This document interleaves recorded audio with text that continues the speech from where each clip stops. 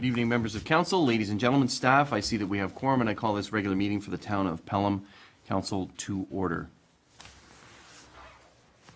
We will begin our meeting with remembering one of our firefighters that has recently passed away, and that's Donald Johnston. Mr. Johnston served for many years in the Firefighters Association. He served 3 years with the Royal Canadian Corps of Signals in Canada, and he was in Europe in World War II. He worked at the John Deere Welland Works for 35 years before retiring in 1982, and then worked with the John Deere Retirees Association for several years. The reason we're remembering him this evening is because he was an active member of the Fawn Hill Volunteer Firefighters Association and Department from 1953 to 1988, and also served as a secretary of the association from 1956 to 1990. He also served from 1961 to 77 as a secretary of the Niagara District Firefighters Association, receiving a life membership and honorary membership to that organization. The Firefighters Association of Ontario also awarded him a life membership. He was a charter president of the Fawn Hill Kinsman Club, a member and chairman of the Fawn Hill Recreation Committee, and a charter president and secretary of the Fawn Hill Minor Hockey Association, as well as being involved in many, many community groups. Last week, when he passed away on January 24th, and the firefighters did a walkthrough at the funeral home. And I would ask all that are present to remember him now with a moment of silence.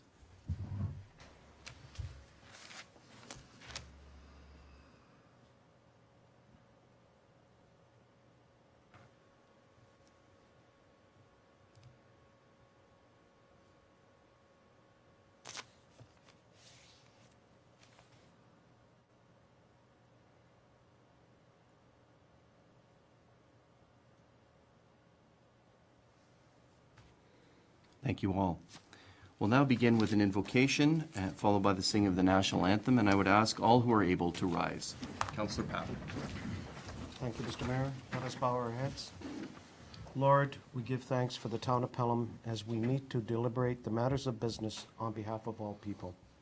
Direct the members of Pelham Council through the paths of many decisions placed before them.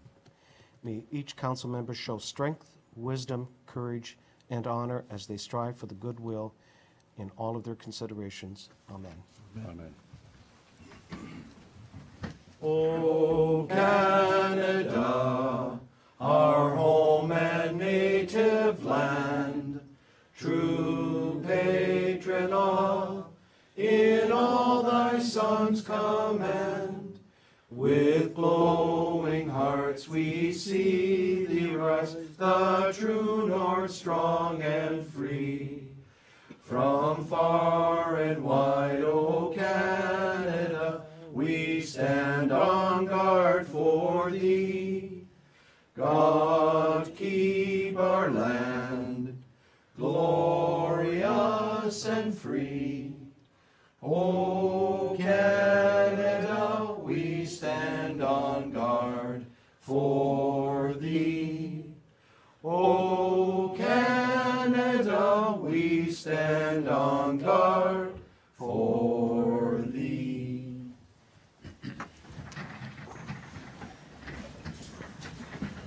Thank you, Councillor Papp. Councillors, ladies and gentlemen. Next on the agenda is approval of our agenda. It's been moved by Councillor Ribiak, and I need a seconder. Councillor Durley, will you second that? Thank you. That the agenda for the February 2nd, 2015 regular meeting of council be adopted. Are there any changes to the order or additions to the agenda?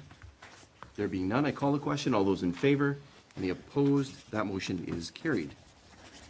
The next item is disclosure of pecuniary interest and the general nature thereof. That is any conflicts of interest. Do any members of council have any conflicts that they need to declare? Mr. Mayor. Okay, please note that there are no conflicts. Next, we move to delegations. The first is by Don Campbell, and he has someone else here supporting him regarding the Niagara Land Trust. Mr. Campbell, thank you for joining us this evening, and if you could come up to the podium and introduce your colleague. Thank you, Mr. Mayor. This is John Stevens, who's been a stalwart member of the Land Trust for many years and is chair of our Science and Stewardship Committee. And do you have other members here as well?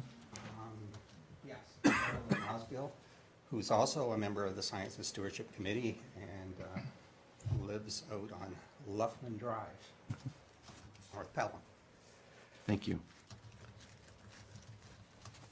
So tonight, I am speaking on behalf of the Niagara Land Trust as a board member. But on a more personal note, I would also point out I am a resident of Fonthill, have lived in the village for it's a little over 20 years now, so I have a personal interest in the future of the community. In tonight's presentation, I want to talk, about the conservation of the significant natural areas in East Fonthill, the woodlands and wetlands around Merritt Road between the Steve Bauer Trail and Rice Road. And in particular, I want to touch on how the Niagara Land Trust can contribute to the conservation of these areas.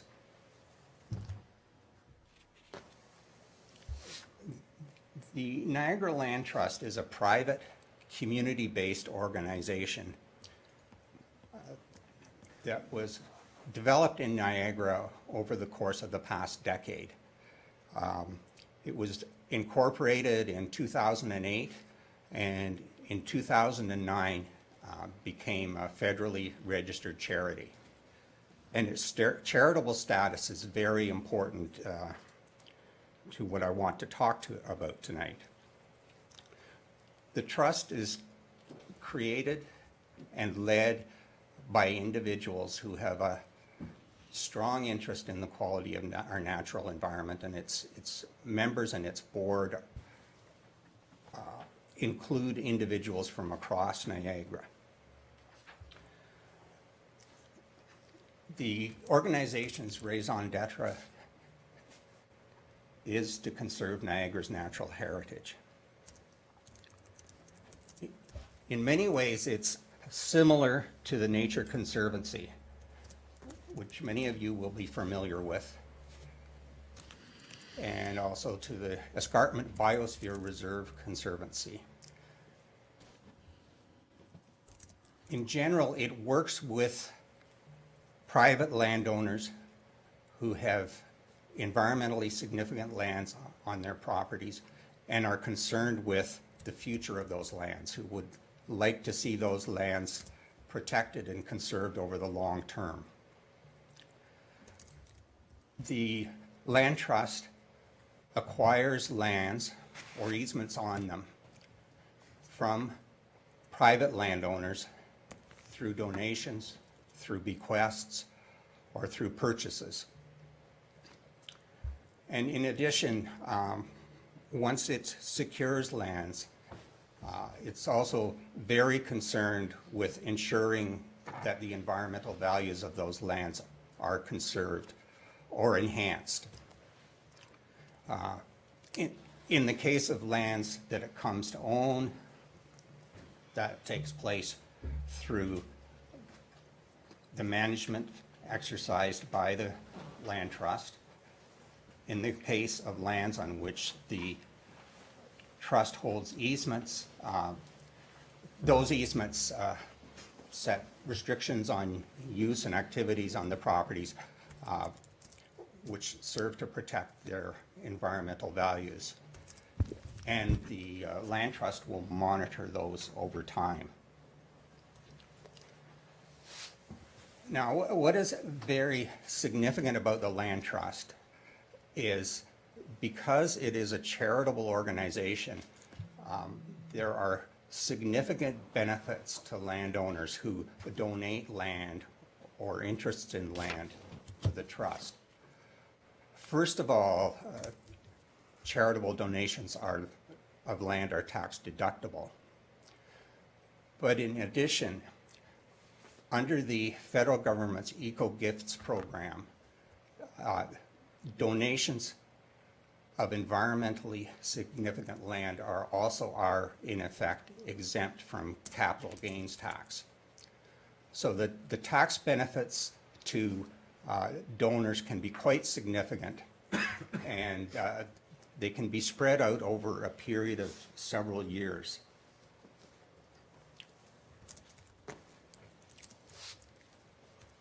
Now, the trust has developed a particular interest in East Fonthill and what is going to happen there, because a number of our members, myself included, are quite familiar with the area. We visited various parts of it on various occasions and recognized just how environmentally significant it is, what a special area it is, and also how important it is to maintaining the special character of Fonthill. We also recognize that the town has provided protection for those natural areas through its official plan. But we see there are still two questions to be considered. In the long term, after Fonthill is developed, these protected lands are going to be, in a sense, remnants from the various parcels that are developed. All the housing lots and so on will be developed around them, and these natural areas will remain. First question is, who is going to own these lands in the long term after the development process is complete? Developers may not really have an interest in maintaining ownership of them. I know from my own experience that local municipalities face challenges in acquiring such lands. So there's a big question there. And then the second question is, who will manage and care for them? We think that the Land Trust can play an important role in providing answers to those two questions. First, in acquiring those lands, and secondly, in caring for them over the long term. The Land Trust has some significant attributes that can serve to assist in realizing these tasks. First, as I've discussed, in land acquisition, there can be significant financial benefits, significant tax benefits to the landowners, the developers of those properties. Secondly, the Land Trust has a pool of environmental expertise that it can draw on from its members and volunteers to manage those lands over time. Thirdly, community involvement, which is a very important aspect. When the Land Trust takes on a property, it will form a management committee for that property. And it's one of our basic principles that we want to have residents from the surrounding area involved in that management committee. Now, in this kind of a setting, I think this is especially important because having the residents of the surrounding area committed to the conservation of those areas, valuing and understanding the significance of those areas is going to be key to their long-term survival and their long-term health. And also the local residents are really the eyes, well, think of the term the eyes on the street, but it's not the eyes on the street, it's the eyes on the woodlot. They are there all the time, seeing what wildlife is in the woodlots, and to a degree that the land trust itself couldn't, because we can't be there all the time. And there are also the eyes to see whether there's anything problematic happening in those natural areas. So we would see having the local community involved throughout the process. And finally, as a charity, of course, we have the ability to raise funds for acquisition costs and for ongoing management of those lands. Now, over the last months, the Land Trust has met with town staff. It's also met with some of the major landowners in the area who are affected by these natural heritage designations. And we've had quite a positive response from them. They seem to be quite interested in the possibilities.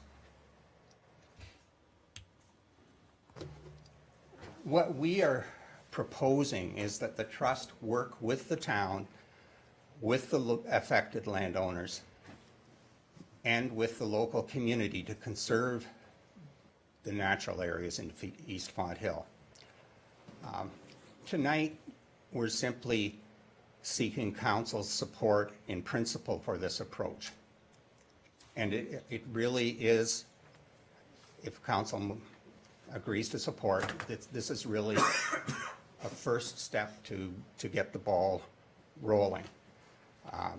We recognize that it's something that's going to take time, that these lands will probably take some years to develop. And that's not an unusual experience for us. There are projects that we get involved with can and do take significant periods of time, so we're prepared for that. To conclude, I would just like to note that at the end of my presentation, there are some useful links if you want to learn more. First of all, a link to our own website. Secondly, a link to the Ontario Land Trust Alliance website, which is the umbrella organization for land trusts in Ontario. And there's a lot of useful information on there about land trust, and especially about the various methods that we as land trusts employ to acquire lands. And finally, the website of the Environment Canada Ecological Gifts Program, which provides a lot more information on what is available there and the process to go through. Thank you. Thank you very much, Mr. Campbell, for your presentation. Do members of council have any questions for Mr. Campbell? Councilor Ribiak? And thank you for your presentation. One question arose in my mind, maybe you can answer it very quickly, is when the land trust takes possession of a piece of property within a developed area, is it still available for the residents of that area to use, as in the nature of a parkland, for example? That's really something to be worked out between the original landowner and ourselves. We are certainly open to that. If there was a situation where a landowner, and this would more likely be a rural landowner, where a rural landowner did not want the property publicly accessible, we would agree to that. But I think we envision that in this case, one of the major challenges for anybody in dealing with these lands is going to be dealing with impacts from the surrounding community. People are going to want to be able to enjoy those woodlots, and so that's something that we're going to address, and that it may be that the best way to deal with that is to have trail systems and so on through the wooded areas, so that you can encourage visitors to stick to the areas where they will have the least impact. So that, you know, certainly I know that the town has got an interest in that, and that's something that we would look at. just one final point on that is we did quite a bit of work with the Warren Woods development in Niagara Falls, and it didn't really turn out the way we wanted it to, but we did quite a bit of work on helping them lay out trail systems. So it's certainly something that we're familiar with. Thank you, Mr. Mayor. Thank you. Councilor Durley. Thank you, Mr. Mayor. Through you, upon acquisition of a property, is the land trust an exempt body, or are you still remain a taxable body for municipal property taxes? That's a good question. I think, first of all, in this case, in East Font Hill, a lot of the land is provincially significant wetland. So it would be exempt in any case. But I have seen suggestions from elsewhere in Ontario that, that could be a benefit of the land trust owning property, a reduction in property taxes or a benefit of an easement. But I think in this case, in East Font Hill, most of the natural areas would be, as I say, either provincially significant wetlands, or they would be large enough to be managed forests and eligible for a conservation land tax rebate, which wouldn't eliminate the property taxes, but would greatly reduce them. Reason for this question, again, if I may, Mr. Mayor, if you become the landowner, you become a taxpayer in the town of Pelham as well. Oh, we realize that. Okay. And that's something that we would have to confront. Okay, thank you. Okay, thanks. Others? Councilor Kersey. Thank you, Mr. Mayor, through you. Does the land trust ever look to the town in which your acquired lands are found, look to the town to maintain trails, et cetera, or do you basically manage those on your own? I think we would envision managing them on our own, but that's something that I think we would want to discuss with the town. We have not been involved in an urban area like this before, so it's a new experience for us. And in fact, I think for land trusts in Ontario, this is a new experience. Pelham would really be breaking new ground if it went forward with this. There's a number of other municipalities such as Waterloo, Peel, Halton, Durham that have talked about partnerships with land trusts, but I don't think they have really materialized yet. Go ahead. Follow up, Mr. Mayor. Who would acquire the land? Would it be the Niagara Land Trust, or would it become a property of the Ontario Land Trust? And what I'm thinking about is, let's say the Niagara Land Trust falls by the wayside, and what happens to the ownership of the property in that case? Well, the land in the first instance would be owned by the Niagara Land Trust.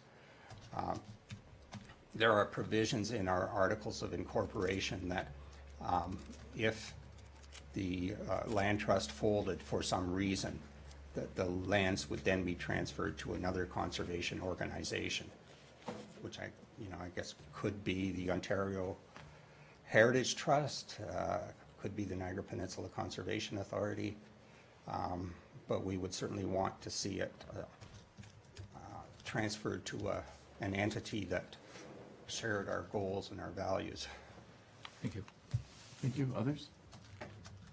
Councilor Junkin. Yes, to you, Mr. Mayor.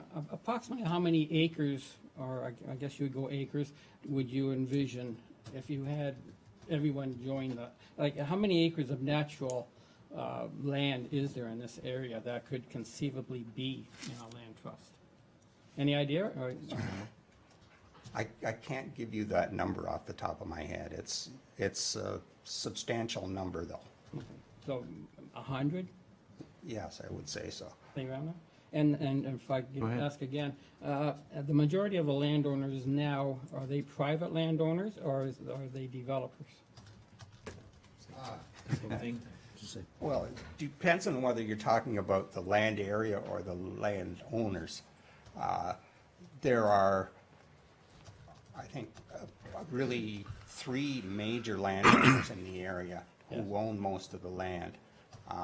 There are a number of smaller, essentially residential properties. Some of them are of a size that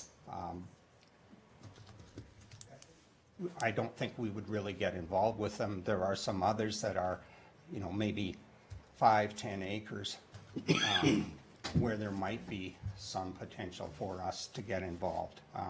We haven't talked to those people yet, and it would really be, I think, up to them whether they wanted to get involved. Okay, thank you. Any others? Thank you very much for answering the questions. Another question. Do you have lands in Pelham under control of the land trust or that have been gifted to the land trust? Yes, we do. The very first property that we received was, I shouldn't say we received, but the very first property that we secured was the Smith Christmas Tree Farm on Orchard Hill Drive in the Short Hills. And that was a conservation easement, 2012. Okay, so that you do already have some land in Pelham, great. You've spoken with the landowners. In fact, I saw you once speaking to one. So you said their response is favorable. They would be interested in this type of approach? Yes. Would it be, I think one other property that council and the community may know of is the Lathrop property, and I believe that's was donated several years ago by the Lathrop family to the Nature Conservancy of Canada, another conservancy group. And the difference between that and the land trust, your local, you know, Niagara people, et cetera, what are some of the other differences? I note that there's a trail through that property, et cetera. I think the most significant difference would be that the Nature Conservancy is a national organization, and it's really looking at properties of national significance. So that would be one. Point Avenue would be another example of an area that they would be interested in. But there are many other significant properties in Niagara that the Land Trust would be interested in acquiring that the Nature Conservancy probably would not be. Okay, that's helpful. Thank you very much for your presentation. Unless there's any other questions. I do have a motion, it's been moved by Councillor Durley, seconded by Councillor Ribiak, that the information presented by Don Campbell represent the Niagara Land Trust delegation be received for information. Mr. CAO, I'm going to call on you. I understand that staff has had conversations with members of the Land Trust. Can you just fill us in a little bit on that? Yes, Mr. Mayor, the staff has met on a couple of occasions with the Land Trust and discussed much of what has been covered tonight in relation to East Fawn Hill.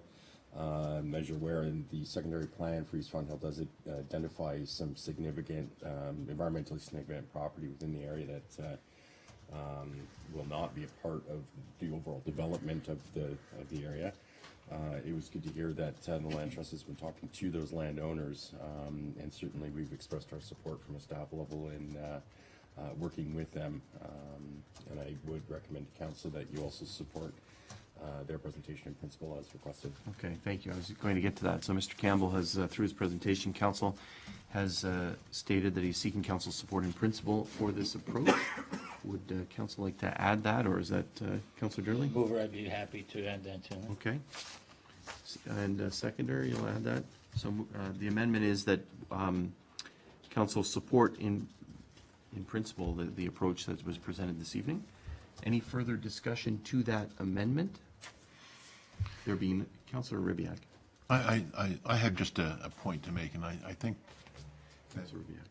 our support in principle ought to include a comment that the lands in question also there should be access to the land should be ensured for the residents in East Fawn Hill. That our support is contingent upon those lands being of use and benefit to the people who live there, that they should not be cut off from them.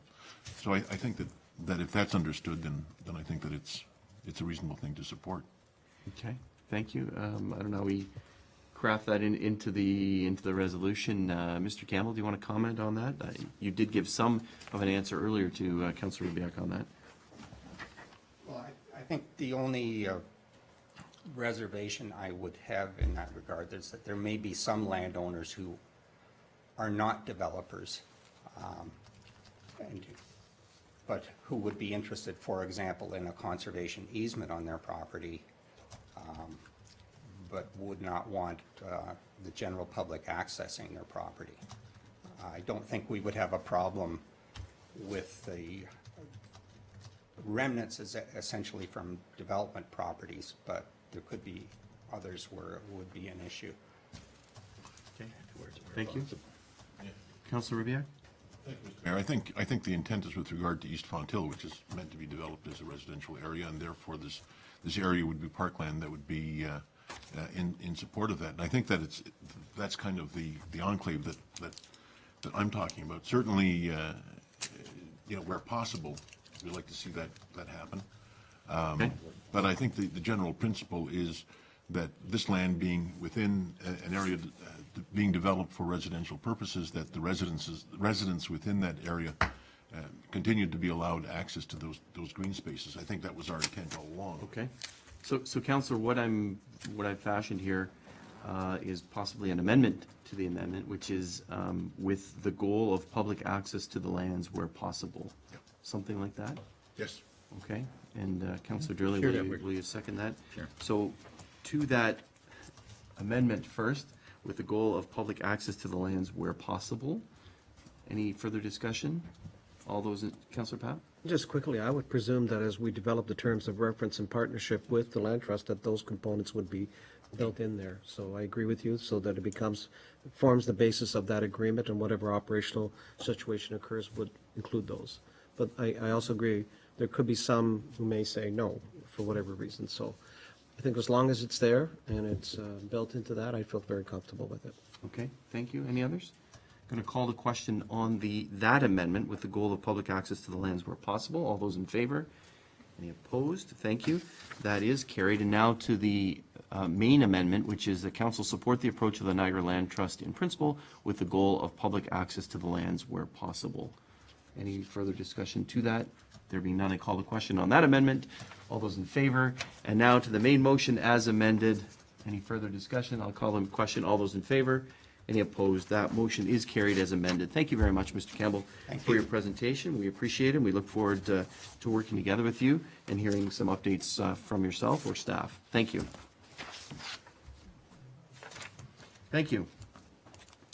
Next, we have a presentation by Carolyn Botari regarding the Ridgeville Cenotaph restoration. Thank you for joining us.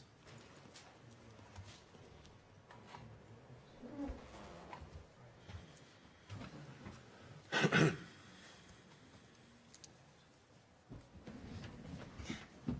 go back one more.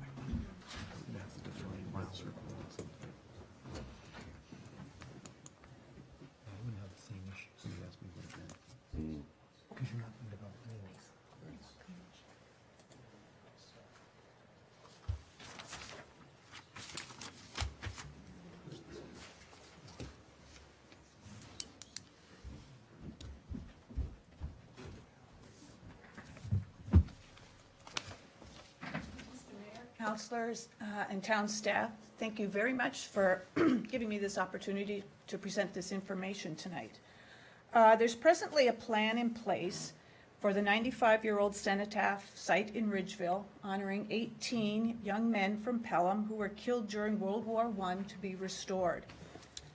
The characters currently on this cenotaph are the original raised applied leadwork.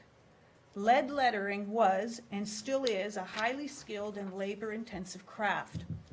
For this reason, the use of lead lettering on a headstone or monument was a statement of the importance of the individual or individuals being remembered and honored. There are a few headstones in our local cemeteries which contain lead lettering.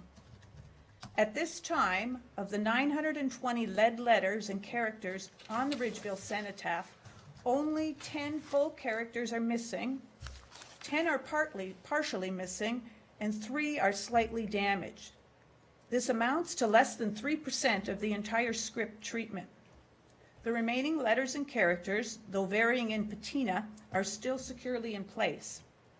For a monument that has had almost no maintenance in 95 years, this one is in remarkable condition.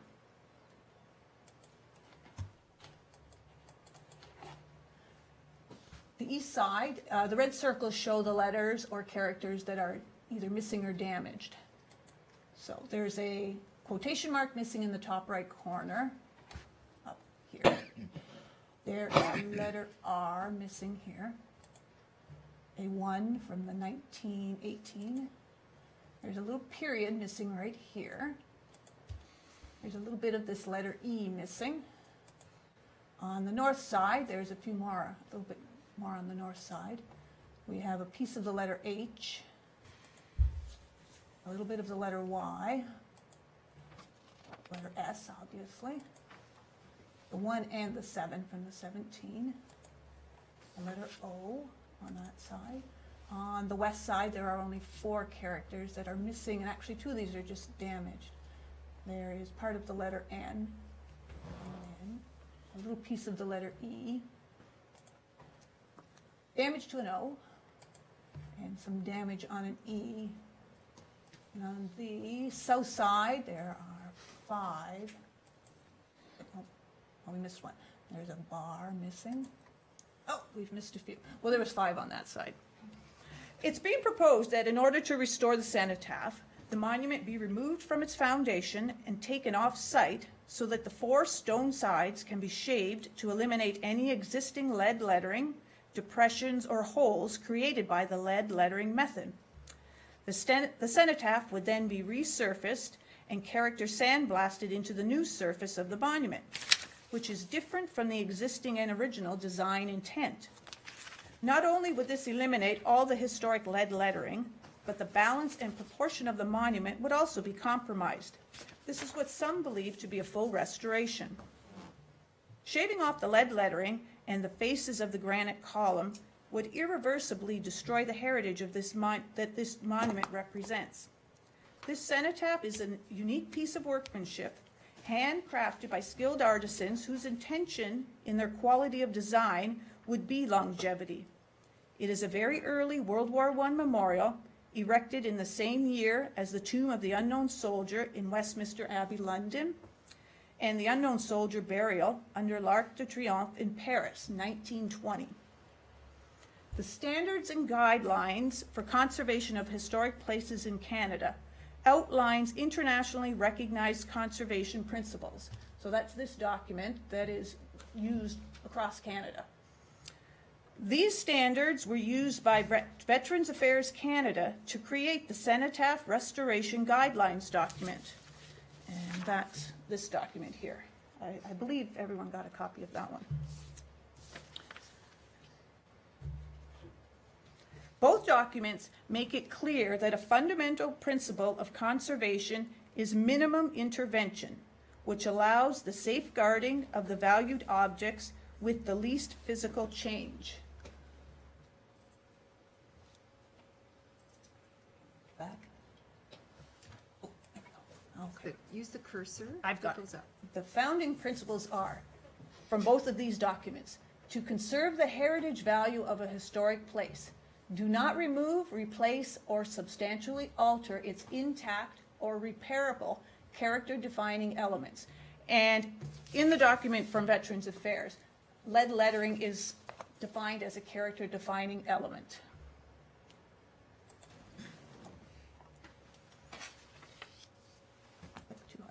Conserve changes to an historic place that over time have become character-defining elements in their own right. So again, they're saying to conserve the character-defining elements. I clicked too fast.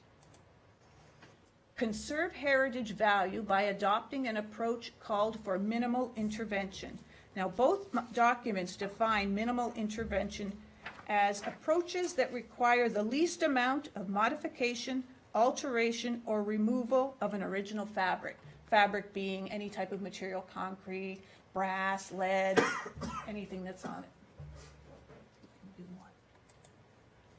Repair rather than replace character-defining elements from the restoration period. Replace missing features from the restoration period with new features whose forms, materials, and detailing are based on sufficient physical, documentary, or oral evidence. The Cenotaph Restoration Guidelines clearly identify lead lettering as a character-defining element and recommend retaining as much of the original material as possible by repairing or replacing only the deteriorated material. It's clearly written in the Cenotaph's Restoration Guidelines that removing major portions of a metal component is not recommended. This would also include the trench mortar that is part of this site. So that trench mortar also falls under all of these definitions because it is part of the site, and it's a defining characteristic of the entire Cenotaph site. It's also an expectation of the Veterans Affairs Restoration Guidelines that a plan for the ongoing maintenance of the cenotaph and site be developed. Cenotaphs should not be viewed to be maintenance-free. These documents are essential tools to guide decisions that will give historic places new life while protecting their heritage value. In 2011, the City of Brantford began the process of researching options for restoring the 1866 Joseph Brant Monument. This limestone tablet, with its lettered face horizontal and exposed to the worst possible conditions, was only missing about 100 applied letters. You have a picture, do you not? I do. I'm going to show you that picture. Okay, thank Want to you. see it? Oh, no, that's not the one I want to show you. There it is. Thank you. Let's see. About 100 letters were missing, although more were loose and damaged. No less than 11 different individuals and organizations with expertise in monuments and conservation were contacted by Brantford for advice and direction in restoring this monument. Now, what's different about this monument is that tablet was laying horizontal, so rain, snow, dirt, all piled on it. So it's exposed to far more severe conditions than anything on the cenotaph in Ridgeville. And even under those conditions, of the about 1,200 letters and figures, 100 were missing. So even under more extreme conditions, 130 years, the lead letters still were able to hang on quite well. It was concluded that the Joseph Brant Memorial limestone tablet could be cleaned. This color on here is moss and lichen because the water and dirt that sat on it for so long. So that's why it looks green like that. It was concluded that it could be cleaned, loose letters re-anchored, and the missing lead lettering replaced with new lead lettering. This work could all be done on-site with no need to remove the tablet.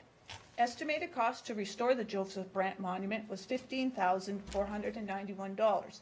That worked out to approximately $150 per letter, although they did do other work. They did lift that tablet a little bit and put a bit of slant on it so that water and things would run off a little better than it was previously.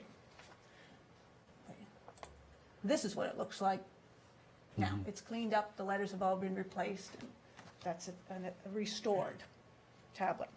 In 2012, the City of Hamilton restored lead lettering on 4 War of 1812 monuments at a cost of $100 per letter. This past November, Port Dalhousie completed the restoration of their cenotaph by replacing the 12 missing lead letters with plans to, over time, treat the new letters to blend in with the existing letters. They did not remove the cenotaph to do this restoration. We must remember that the Ridgeville Monument was designed and funds were raised by the community of the men whose names are inscribed upon it, and we should respect the choices that they made in how it should look, and the effort that they undertook to give us what we have today. Based on official Veterans Affairs guidelines, the standards and guidelines for conservation of historic places in Canada, and examples from neighboring municipalities, I respectfully ask, and on behalf of other citizens, that at this time you pause this process until a complete review of the Veterans Affairs guidelines for restoration of cenotaphs can be completed, a thorough evaluation of the monument, of the proposed removal rather than restoration of the World War trench mortar, and all other proposed interventions is carried out. Successful restoration of this memorial and site will be a glowing example of why Pelham is highlighted in the Ministry of Municipal Affairs and Housing 2015 calendar as a provincial leader in conservation and heritage preservation. Thank you. Thank you very much, Ms. Botari, for your presentation. And I was asking the clerk whether we have a copy of that, and we do, so we'll That's be like revised copy. revised. So maybe if you could provide us that copy, Oh, and absolutely, it can be yeah. included in the minutes of the meeting. I wonder if members of council have any questions for Ms. Botari? Very comprehensive presentation. Councilor Ribbiak? Thank you, Mr. Mayor. My question is with regard to the mortar. I think the cenotaph itself is clearly the memorial to those who were killed in battle, and the names on it mean something, obviously. But the mortar, does that have any particular significance other than the fact that it's been there for a long time? The mortar itself, is it involved in trench some? mortar. Yeah, is it involved by its? Is it in particular of some particular importance to this town, or is it just a mortar that was provided Well, at the time they to called represent them- the era? Yeah, they called them spoils of war, kind of like trophies. So it's a World War I mortar. And I think it goes in conjunction with this being the World War I cenotaph. So I believe they brought them back. If I may, Mr. Mayor. Go ahead. So the significance of the mortar is that it is spoils of war, That's, and we got our hands on it. Is that? that's my understanding that, Okay. and because it's on the site, it's more of a site rather than you look at the cenotaph as one item. They go together as a site. I think the councilor was wondering, is there a significance to this, to our community, I think is what he Yes. mentioned? Like, is it one that I really folks don't used know from, that. men used from Yeah. Pelham, that type of I idea? couldn't tell you. I guess research might Okay. answer that question. I don't know. So as I understand it, then its significance is that it was provided at the time and it's been there for a while, but other than that, it has no particular direct connection to. I can't say for sure. Yeah. Thank you. All right, thank you. Others? Questions? Councilor Yeah, Junkin? For you, Mr. Mayor. You were quoting recommendations from Veteran Affairs.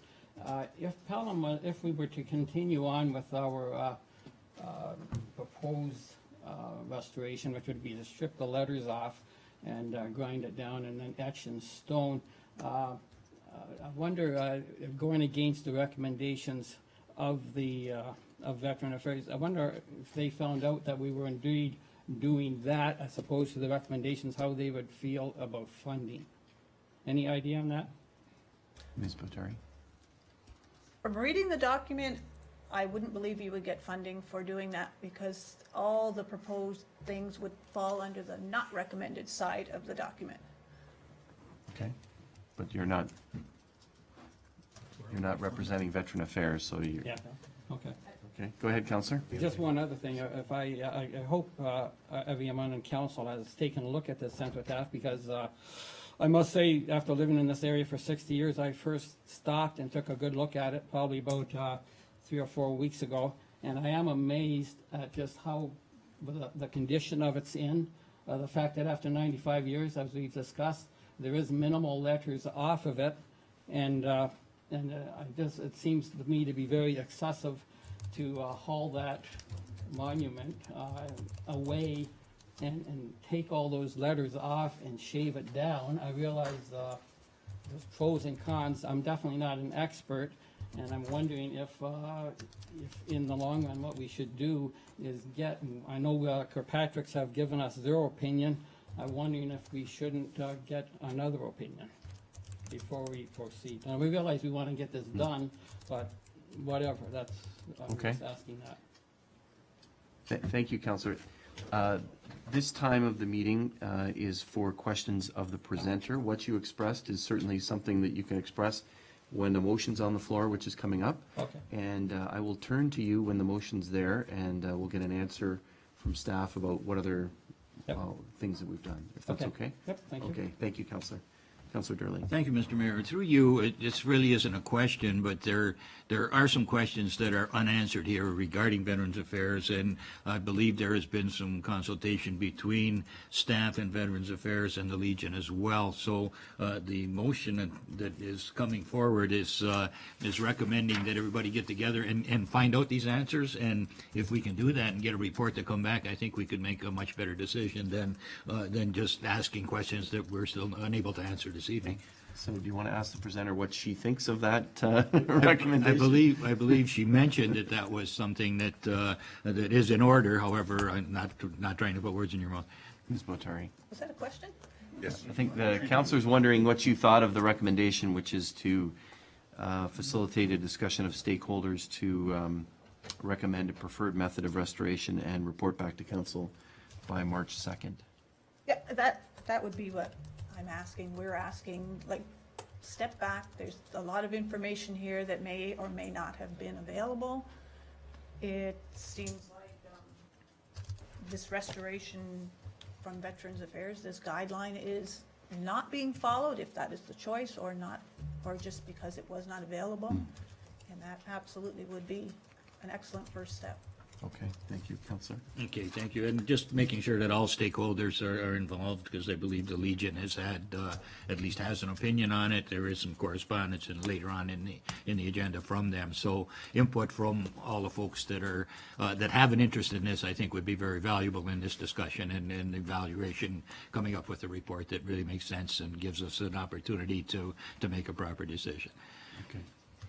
Thank you, Councillor Durley. Other questions for the presenter at this time?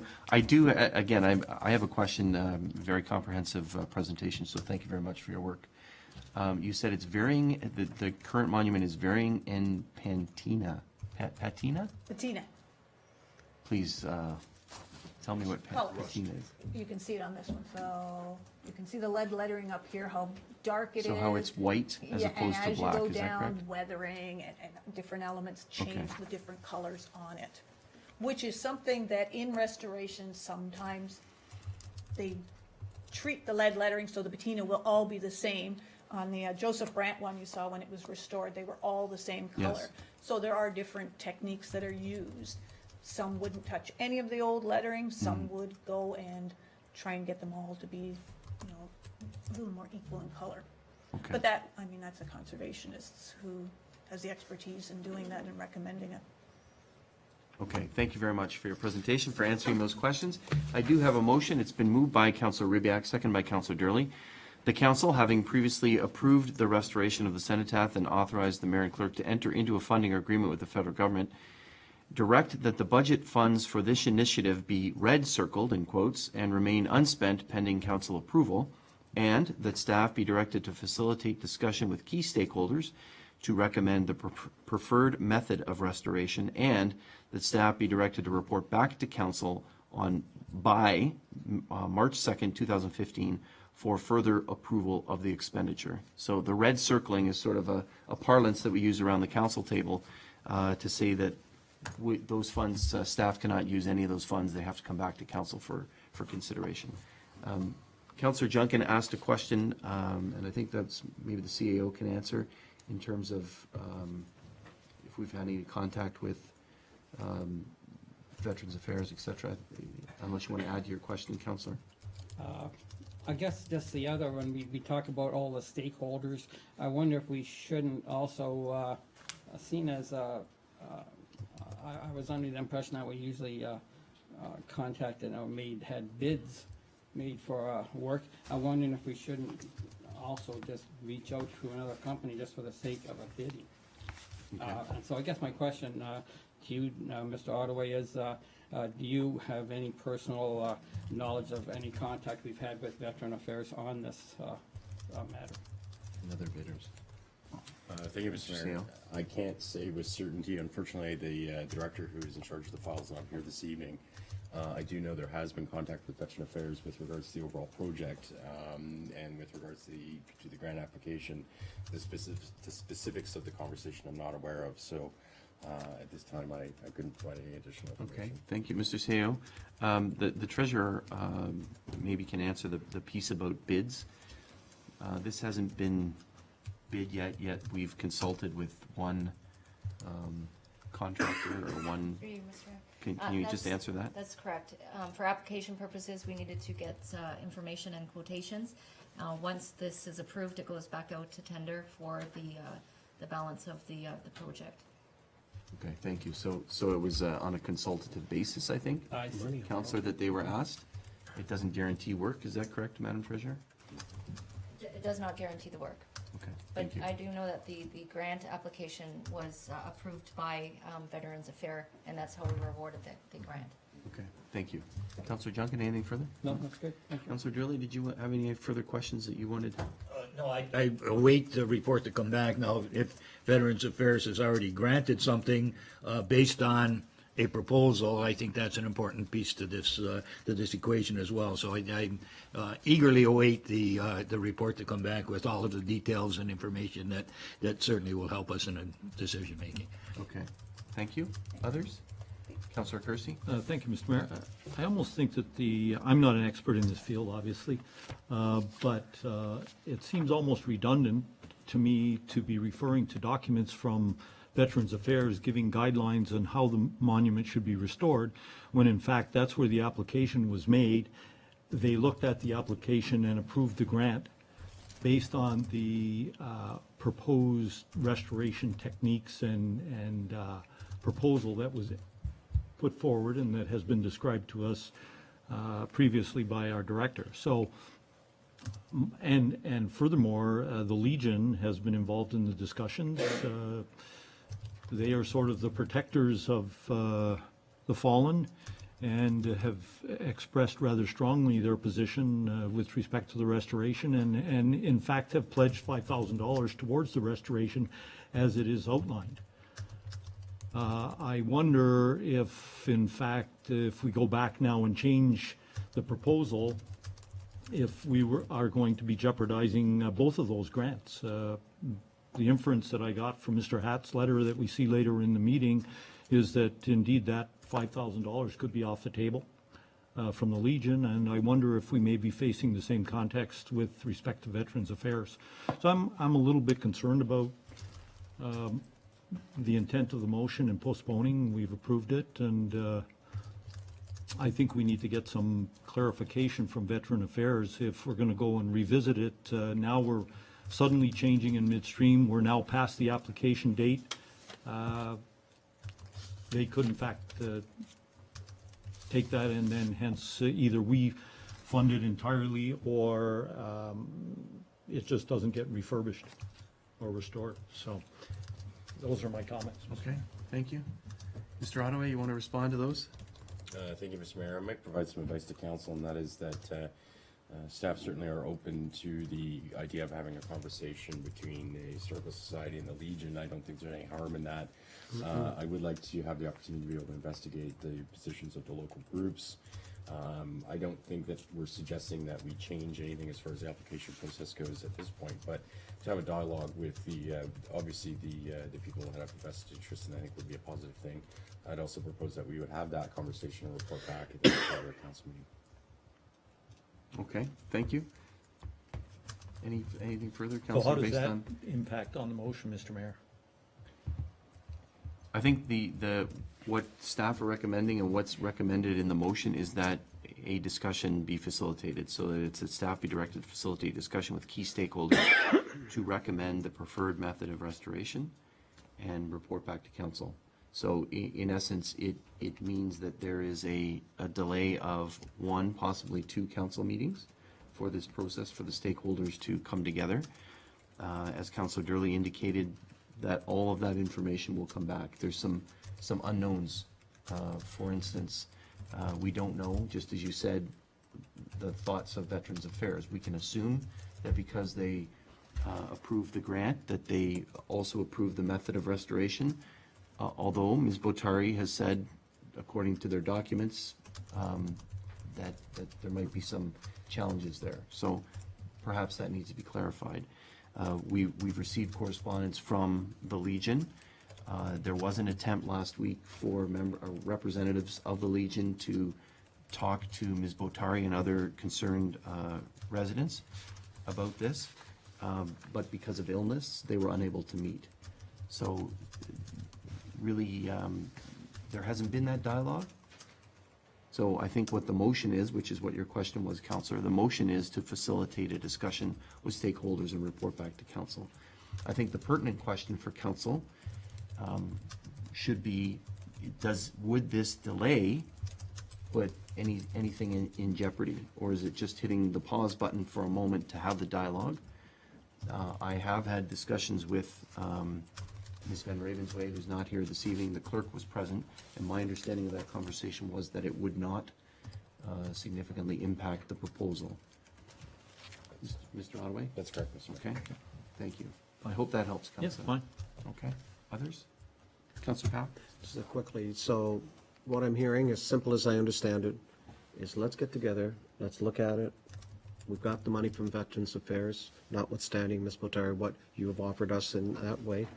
We know what else the Legion has. Let's come back with something that is in the best interest and the best way of reconstructing or restoring that particular cenotaph. Isn't that it in a nutshell? And we can wait a month. It's not going to be the end of the world. We need to do it right. Yes, we need to do it right. So let's, I couldn't agree more, and I don't think we'll be in jeopardy anyway whatsoever with it. Thank you. Thank you, Councillor.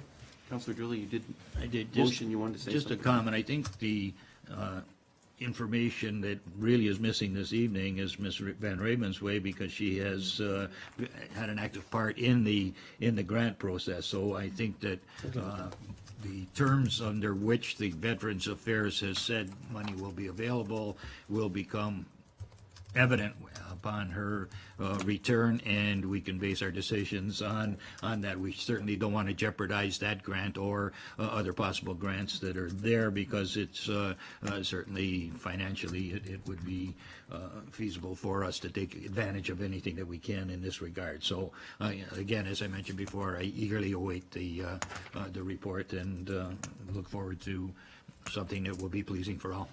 Okay, thank you very much. Anything further? No. So you've heard the motion. Are you ready for calling the question? All those in favor? Let's do it. Any opposed?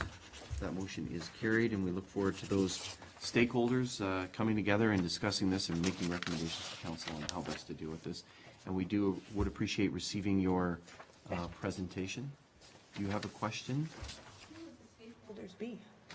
I think some of the stakeholders that were mentioned included, I wrote it here on the motion, the Legion, yourself and other residents Yeah. representing it. Yeah. Councillor Durley indicated staff obviously have had an active role in this, and perhaps some feedback from Veterans Affairs. So, okay, Excellent, thank you thank you very much. We appreciate the presentation and your work on that. Thank you. Now we have another presentation, and that is Councillor Beatty. Thank you very much for joining us, Councillor. Thank you, Mr. Mayor, members of council and staff. It's been some time, but I assure you I have not been negligent in the duties. It's the case that meetings that we've held have been single purpose. The first one, of course, was the inaugural, the election of the chair of the region. There's been a lot of publicity about that in terms of their knowledge. We did have a meeting where we appointed people to various committees and commissions, and we also had a meeting in terms of the selection of chairs and co-chairs, vice chairs of committee. All that happened at that meeting was basically an orientation for we've got 11 members of council who are new. So there was really nothing to report until this point in time. And actually, it's coming at the tail end of the 3-week cycle, because on Thursday, we'll have yet again the second round of reports. So it's sort of catching up, even though it's well into the year. I'm not going to deal with any details here. I'll be more than willing to answer some questions, other than to say to Councillor Duncan in particular, but for also returning members of the council, that I decided to incorporate a slightly different format this time. One is to take out the use of the term received report and every time, right? So we group them according to the way in which we deal with them. Items for consideration, which are those that are normally debated, discussed, sometimes amended, or turned down. Items for information, I'm simply listing the titles of those so that you have some idea of what happens, and occasionally other business. Nothing in particular to comment on those, other than I'm hoping to maintain the maximum 2-page summary for it. They figure that's fairly concise. This time it worked fairly well, but there's one committee that didn't have an awful lot of information. We'll see how that goes and whether or not that better meets needs. The problem I had in the past is that while I was informing you of all the items for consideration that were debated, I was only doing some of the items for information, usually in the public health and social services area. And this way you're getting a more, I think, fulsome report in terms of the nature of council business. And I know for the new councillor in particular and those returning councillors, this is to allow you to be better prepared to answer questions from taxpayers about what happens at the region. It's probably the biggest thing that I get on the campaign is what does the region do, what is the delineation activity, and the job here is to communicate to you directly and through you through Projoco in terms of the nature. It's more than half of your taxes in this community, so it's a case where it's my attempt to make you more aware of what has occurred. I would like to mention, Mr. Mayor, two things that are imminent, that are important for your knowledge. One of them has been reported in the press here locally, and that is the fact that we're nearing the approval of the 2015 budget. It would appear the capital rate and operational budgets came close the other night to completion, but we reached curfew. We're looking at slightly under 2%, which is again this will be the 6th year of a below inflation tax increase, so that should be good news across Niagara.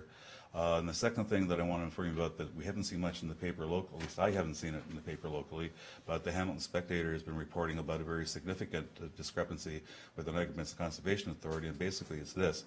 The Conservation Authority didn't until recently have a financial person with an MBA, et cetera. Gone through with great length with this new staff member and the organization that's happened, and trying to streamline accounts. We had cases where unfortunate things that should have been in the operational side were on the capital side, they were mixed up and so on. So there's been some real housekeeping to try and do better accounting practices. And what's happened is that there is basically a need for an agreement amongst the three municipalities, that being the region of Niagara, Haldimand, and Hamilton, in terms of the sharing of the apportionment of the levy. And what's happened is that needs to be documented and agreed to and signed by the various parties. The new CAO and new financial director are unable to find any documentation to show that those agreements took place. So we're using old technology in terms of the apportionment, much to the negative impact in Niagara, in that we were paying a greater percentage than we think we should by the population and assessment area. As you are aware, above the escarpment and the area in Binbrook basically has expanded dramatically in terms of its assessment over the years. It's just mushroomed. And Hamilton is not very pleased at this moment with getting an indication that if we don't have signed agreements, it defaults to the weighted assessment growth. And it means a significant tax increase for Hamilton to pick up their fair share, and a significant decrease for the community of Niagara. The position, unless there are signed agreements, is the default, which is the norm for most of the conservation authorities across the province. I have asked for, there's a handful apparently that have different agreements that don't take into account solely that. I've asked for what are the criteria by which they do make judgments to change the apportionment based upon taxation. So that's a matter that, while it may not have hit the local papers to any great extent, it certainly has in the Hamilton Spectator. So I apprise you of that, even though it's not formally part of this report. There are two things that are sort of news at 11 waiting to unfold. Thank you, and it did take up 2 hours at budget meeting last week. And I've been more than pleased to answer any questions about the report, but it's a case where I wasn't planning to highlight any specific item here. Thank you, Councillor Beatty. Questions for Councillor Beatty, any of the items? Councillor Powell. Through you, Mr. Mayor. Councillor Beatty, thank you for the report. I'm interested in two things. Under corporate services, the Regional Development Charges Task Force with respect to the industrial grant program and waiving and the streamlining. Yes. I asked the CEO, that's what I was curious about. We've just gone through a session of talking about economic development, and aside that the town doesn't own any industrial lands, there are some industrial lands here. Yes. I'd be curious to, if you don't mind, maybe forwarding some information to us. I'd be curious to see how that works and how it would affect. I've had a couple of local industries ask about this. They didn't quite understand how they would be affected by this, so it may be worthwhile just to see whether, and I like the fact, because it's happening across the board, it's to streamline the processes of approval, particularly where businesses are compatible with what we're trying to do. So, Councillor, I can you can help me answer with that? I was chairing the Development Charge Committee when that occurred. Okay. And essentially that we did it on a trial period for 2 years to see Right. what type of stimulus it might provide to the community. I can't recall the number, it was in the hundreds of jobs that it created, or that industrial operations said that it created, I think in the neighborhood of 513 or 19 or something like that, of direct positions that were created as a result of that. So these were businesses that were expanding more than 50%, which is already exempt under the Development Charge Act in Ontario. And Regional Council thought that, and the committee thought that it was best to continue the exemption because it was already in our bylaw, and our bylaw comes due on, as is outlined in the report, August 31st, 2017. We actually have to budget for the exemption, and so that's how that works. In a future bylaw, it could be exempted without that budgeting, but under the existing bylaw, that's what occurs. And what was recommended and approved by council was that industrial grant program continue for the life of the bylaw. So there's no development charges for any industrial expansion at all. And we did have a property in Pelham that took advantage of this, and this is, I forget the exact name, but Tucker's on Weber Road took advantage of that. Trucking company. Construction company. Construction company, okay. Took advantage of that. Okay. So, The decision was undertaken with very close consultation with the Niagara Industrial Association in terms of that as a very significant move. And I wrote a report to the newspaper on it. It was in the hundreds. I thought it was closer to 700 jobs created. So it was a very dramatic, within the 2-year period, impact in terms of employment in the high-paying jobs, not in the service sector that doesn't pay quite the same rate. okay. So, and you can So note in the we'll- report there that we're looking for a permanent. Right now, it's 2017, as mentioned, before the bylaw is revised. But we're asking staff to do consideration for what do we need to do to make this a permanent incentive for Niagara. So we'll get more information on that, Councillor. Yep. I just, especially since you've just passed a strategic plan and it's focused on economic prosperity, and in light of what's been going on with the lost jobs and that, as we're trying to build our community, I think it's vital that every incentive program that we can use to particularly maximize that type of encouragement, particularly as we're developing our own site here along with others. So I look forward to that. I'd like to see that permanently put into place. I know our friends in Port Colborne recently have done the same thing with some other DCs. It can have a negative effect, but I think on the long run, that type of attraction worked very successfully, particularly out with the Mount Hope Airport. That's exactly what they did. That's how they got those businesses there. And this is something that I think, I don't have to tell you, you know this. This is going to be greatly a great enhancement for us to attract and retain business and jobs, most importantly. If I may, Mr. Mayor, there is also, we have also unveiled, last term we had a Niagara Economic Zone and Gateway Committee that looked at a package of incentives, and we now are implementing that as well. And that basically takes the canal corridor from Thorold all the way up to Port Colborne, and also the QEW corridor from Niagara Falls to Fort Erie. In terms of very specific strategic investment, we've done quite the inventory in terms of lands that are available, serviced or unserviced, et cetera, and doing quite a recruitment to try and ensure that industry is aware of these incentives. One of the programs that was talked about there, and I have to check on its status, was looking at the issue of being able to have containers unloaded from ships to rail, et cetera, in terms of cooperation with the Petroleum Railway Spur. Thank you. Thank you very much. Anything else? It's been moved by Councillor Durley, second by Councillor Ribbiak, that Regional Councillor Beatty's report presented February 2nd, 2015 be received for information. I'll call the question. All those in favor? Any opposed? That motion is carried. Thank you, Councillor. And I would ask for any feedback over the next 2 or 3 months about the new format in terms of whether it's meeting your purposes. Thank you very much, Councillor. Appreciate that. Now we move to minutes. It's been moved by Councillor Kersey, second by Councillor Papp, that the following minutes be adopted as printed, circulated, and read. Minutes of the regular meeting of Council of January 19th and the special meeting of Council of January 20th. Are there any errors or omissions in those minutes? There being none, I call the question. All those in favor? Any opposed? That motion is carried.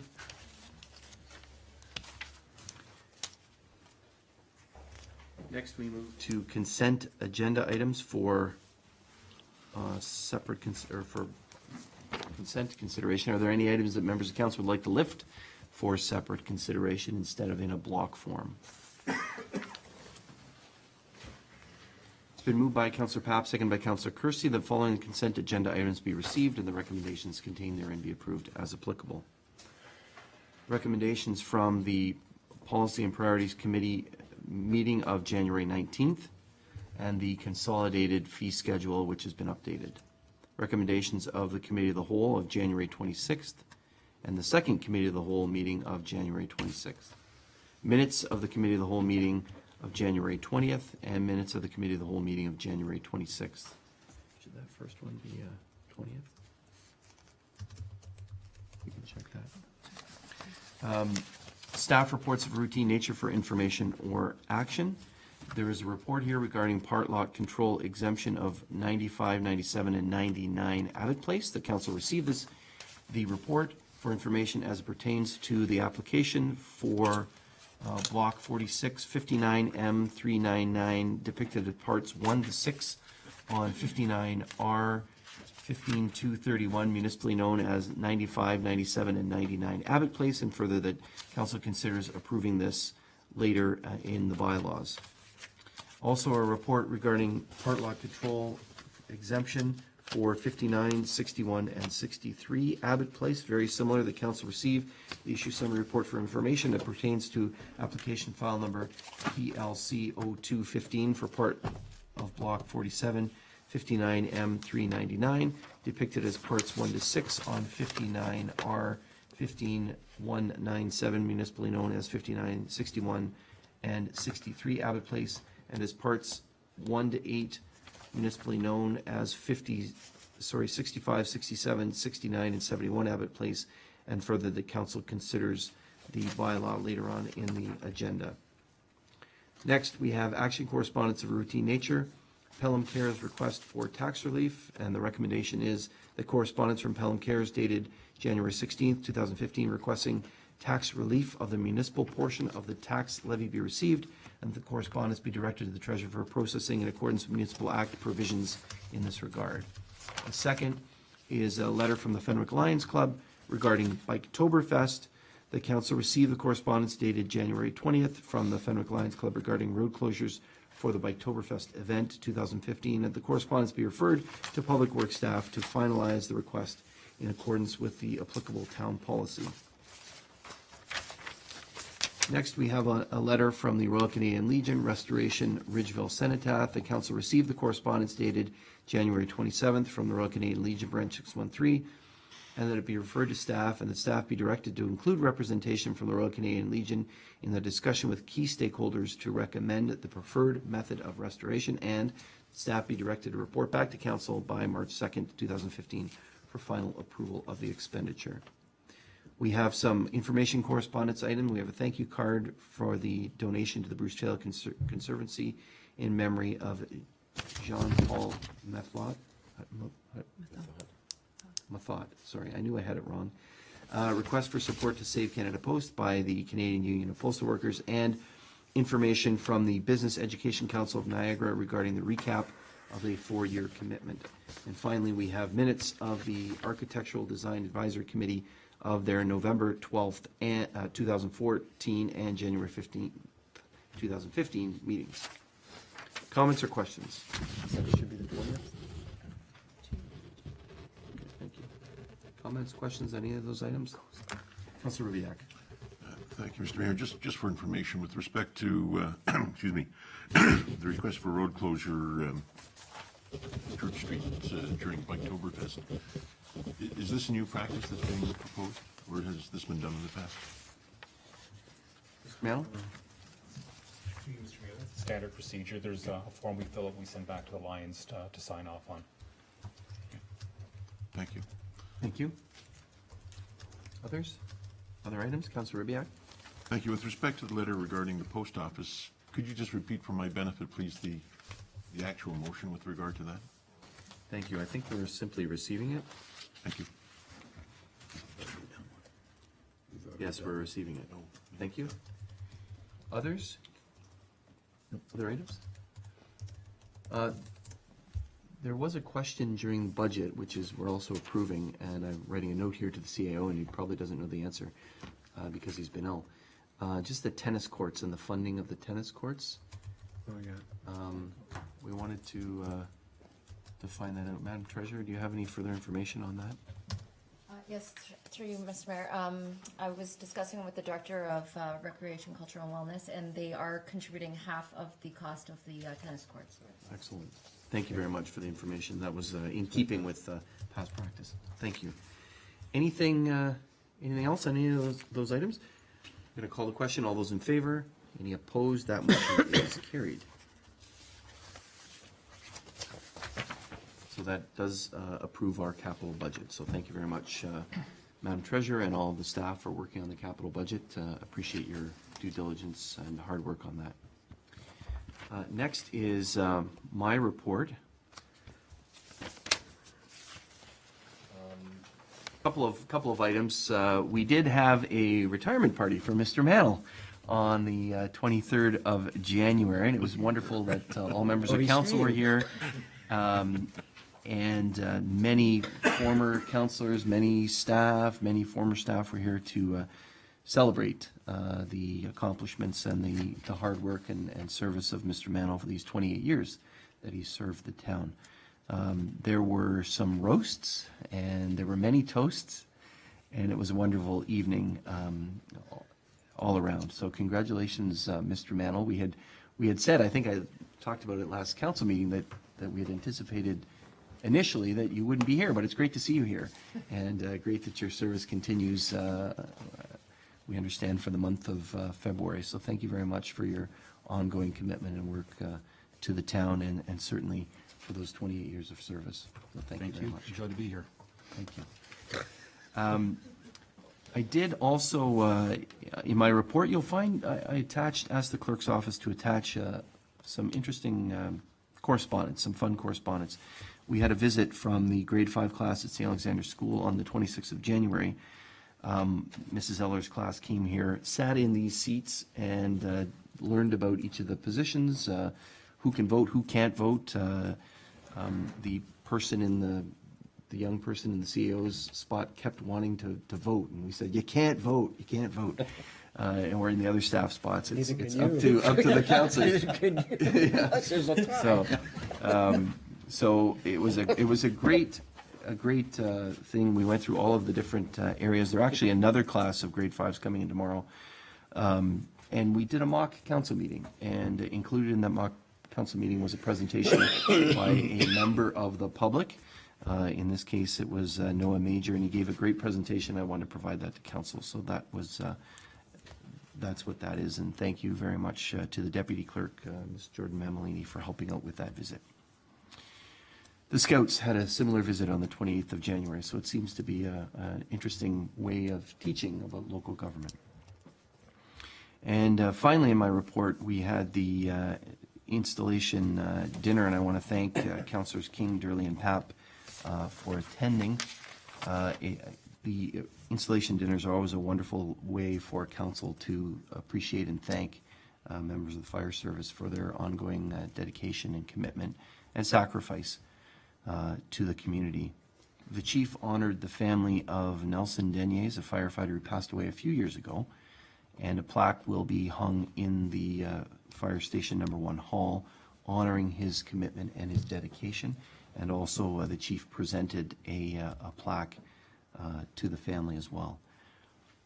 And it was a very touching moment, Councillor Papp, when members of the Fawn Hill Firefighters Association honored you for your ongoing generosity to the association in memory of Valerie Lane. And it was a very, very heartwarming presentation, presenting you with a plaque. Kudos to the association for doing so, and to you, Councillor Papp, for your ongoing commitment and expression of thanks to the association. I wondered, Councillor, if you wanted to say any words in addition to that. There's not much to say, just that it caught me flat-footed, and I know that Jim's here tonight, and the memory of his sister and my beloved Valerie will not be lost. The plaque will be put up at the fire hall for ever and whenever. It'll always be there, regardless of whatever happens to us. But I'm very, very touched by the overture by the Firefighters Association. Chief, you can extend to them, and I will more formally extend to them my deep appreciation. It was very, very nicely done. Thank you, Councillor. Thank you. Members of council, that's my report, and it has been moved by Councillor Path, seconded by Councillor Junkin, that council received my report for February 2nd, 2015 for information. Any other comments, questions? There being none, I call the question. All those in favor? Any opposed? That motion is carried. Now we move to bylaws. It has been moved by Councillor Kersey, seconded by Councillor Junkin, that council of the town of Pelham, having given due consideration to the following bylaw, do now read a first, second, and third time, and do pass the same, and the mayor and clerk be and are hereby authorized to sign and seal the bylaws. 1, being a bylaw to exempt certain block in registered plan 59M399 from part lot control pursuant to section 50 in the Planning Act 1990, Welland Heights, now Scholt Communities Fawn Hill Inc., file number PLC 0115. And 2, being a bylaw to exempt certain block in registered plan 59M399 from part lot control pursuant to section 50 of the Planning Act 1990, Welland Heights, Scholt Communities Fawn Hill Inc., file number PLC 0215. Any discussion? There being none, I call the question. All those in favor? Any opposed? That motion is carried. Council will know that we do have some in-camera items, and as is our custom, we usually recess that till we've completed all of our committee work. It has now been moved by Councillor Kersey, second by Councillor Papp. The council recess the in-camera portion of the meeting and reconvene immediately following committee meetings scheduled for this evening. All those in favor? Any opposed? That motion is carried. This meeting is recessed. Thank you. Let's take a 5-minute break. Thank you.